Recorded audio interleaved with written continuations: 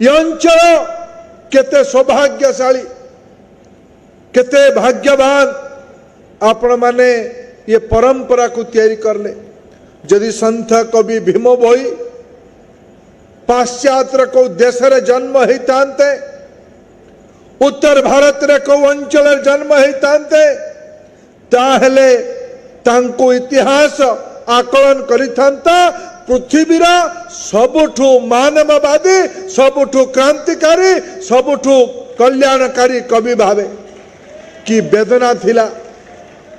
कौ कवि निजको सर्वस्व निछावर करी नहीं निजर मो जीवन नरके पड़ी थाऊ कल्याण हो जगतर ए प्रकार वैप्लविक कथा किछि लोक कहि पारंदी कार्ल मार्क्स बड़ कथा कहितिले मते केबे केबे लागे विश्वर बड़ बड़ दार्शनिक ठू सबुठू संस्कारवादी केते समन्वयवादी केते प्रगतिशील कवि थिले संत कवि भीम भोई।